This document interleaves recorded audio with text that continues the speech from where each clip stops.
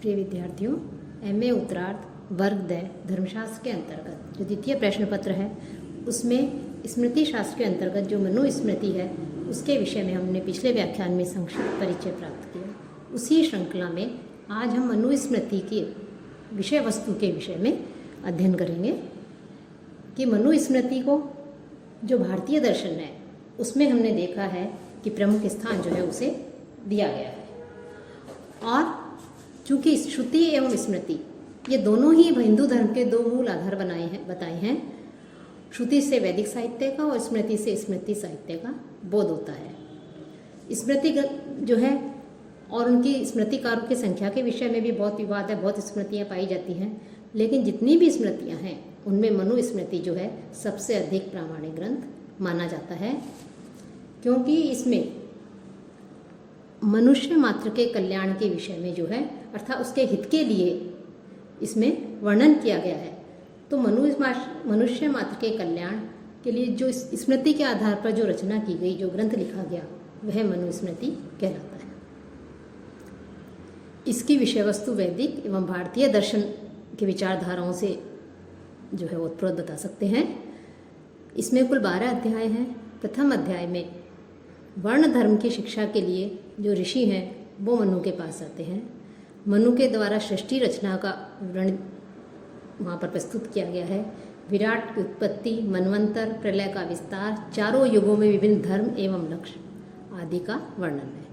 द्वितीय अध्याय में धर्म के विषय में विस्तार से वर्णन किया गया है कि धर्म का क्या स्वरूप है, क्या लक्षण है, क्या क्षेत्र है, क्या मूल है, इसके अधिकारी कौन है इस शास्त्र के।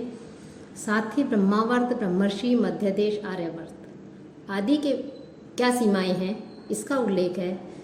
संस्कारों का वर्णन है और जो वर्ण है 4 वर्ण बताए गए हैं, ब्राह्मण, क्षत्रिय, वैश्य, शूद्र। उन वर्णों के उपनयन का उचित काल क्या है, किस प्रकार की उनकी वेशभूषा होगी, कैसे दंड, यज्ञोपवीत, मेखला आदि धारण करें, ब्रह्मचारी के क्या कर्तव्य हैं, उनके क्या आचरण है, माता पिता गुरु की सेवा का महत्व, इन सब और विद्या ग्रहण का क्या औचित्य है, इसका जो है वहाँ पर वर्णन किया गया है। तृतीय अध्याय में समावर्तन विवाह जो आ और सा के साथ ही जो 8 प्रकार के विवाह बताए हैं उनका उल्लेख है। पति पत्नी के कर्तव्य, स्त्री प्रशंसा, पंचांगिक, गृहस्थ जीवन की प्रशंसा, अतिथि संस्कार और जो है गृहस्थ के ऊपर विशद जो है इसमें वर्णन मिलता है कि अतिथि की किस प्रकार से प्रशंसा की जाए, उसका सत्कार किया जाए, तो अतिथि सत्कार का भी इस पर वर्णन है। चौथे अध्याय में गृहस्थ आश्रम के विधि निषेध का वर्णन है, अर्थात गृहस्थ आश्रम में रहने वाला जो व्यक्ति गृहस्थी है उसे कैसे कार्य करने चाहिए, उसके लिए क्या विधि है, क्या निषेध है, किन कार्यों से दूर रहना चाहिए, इन सब के विवरण के साथ ही स्नातक का वर्णन है, उसके आचार विधि, अनध्याय के नियम, भक्ष्याभक्ष्य, इष्टापूर्त आदि कर्मों का उल्लेख है। 5वें में भी भक्ष्याभक्ष्य एवं शुद्धि का वर्णन है। 6ठे में जो 4 आश्रम बताए गए हैं उन आश्रमों में जो वानप्रस्थ आश्रम है, वानप्रस्थ आश्रम के कर्तव्यों का, वानप्रस्थ काल, उनकी दिनचर्या, गृहस्थ प्रशंसा आदि का जो है वर्णन किया गया है।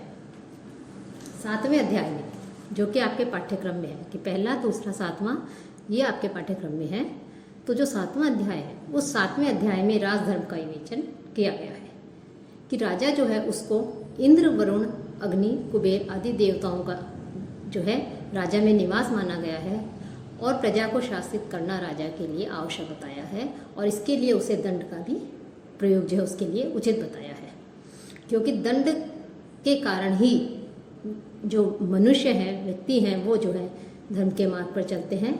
दंड विद्वानों के लिए भी धर्म रूप होता है, दंड के विधान से ही सोए हुए लोग जागते हैं।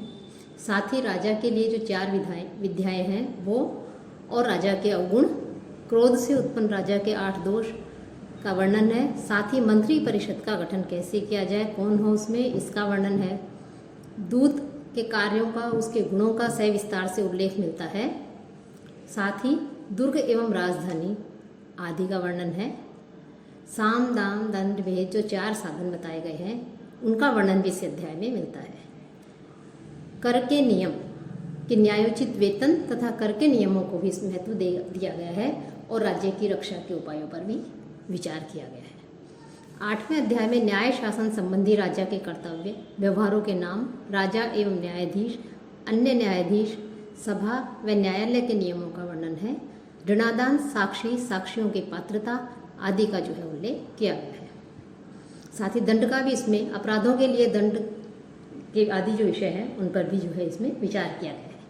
9वें अध्याय में स्त्री पुरुष के दंड की चर्चा की गई है और पैतृक संपत्ति के विभाजन के नियमों का भी इसमें प्रतिपादन मिलता है। स्त्री धन के प्रकार बताए गए हैं, पंचपाप आदि, राज्य के 7 अंग, दंड विधान के साथ साथ वैश्य एवं शूद्र के कर्तव्यों का वर्णन है। 10वें अध्याय में ब्राह्मणों के कार्य तथा क्षेत्र और बीज का वर्णन किया गया है। जो वर्ण संकर है उनकी यहाँ पर निंदा की गई है। मिश्रित जातियों के आचार नियम बताए गए हैं। चारों वर्णों के क्या विशेषाधिकार हैं और उनके क्या कर्तव्य हैं, इसका भी 10वें अध्याय में जो है हमें उल्लेख मिलता है। आपातकाल में ब्राह्मण की वृत्ति के साधन का वर्णन है। साथ ही धर्मयुक्त जो धनागम है उसकी जो विधियां हैं साथ, उसका भी जो है इस 10वें अध्याय में हमें जो है उसमें विस्तार से जो है वर्णन मिलता है। 11वें अध्याय में स्नातकों के धर्म का यथाविधि उल्लेख हुआ है। अग्निहोत्र का अधिकार अनधिकार का वर्णन है। दान, स्तुति, प्रायश्चित विषयक अनेक मत दिए गए हैं। उपातक और उनका प्रायश्चित, चांद्रायण, ये सब प्रायश्चित के प्रकार हैं। इन सब का वर्णन विधि पूर्वक हमें एकादश अध्याय में मिलता है। द्वादश अध्याय में, जो कि अंतिम अध्याय है मनुस्मृति का, और इस अध्याय में जो 3 गुण बताए गए हैं, सत्व, रज, तम, इन तीनों गुणों का जो है विवेचन किया गया है। और तीनों गुणों के विवेचन के साथ ही स्वर्ग, नरक, मोक्ष और आत्मा विषयक भी संक्षिप्त जो है विचार वहाँ पर किया गया है। मानव धर्मशास्त्र के अध्ययन करने से क्या फल मिलता है आदि विषयों का भी हमें इस मनुस्मृति के द्वादश अध्याय में जो है सम्यक वर्णन देखने को मिलता है। तो इस प्रकार से कुल 12 अध्याय जो है मनुस्मृति में दिए गए हैं। लेकिन आपके पाठ्यक्रम में केवल पहला, दूसरा और 7वां जो अध्याय है वो आपके पाठ्यक्रम में है और उसी क्रम में हम अगले व्याख्यान में पहले अध्याय का प्रारंभ करेंगे।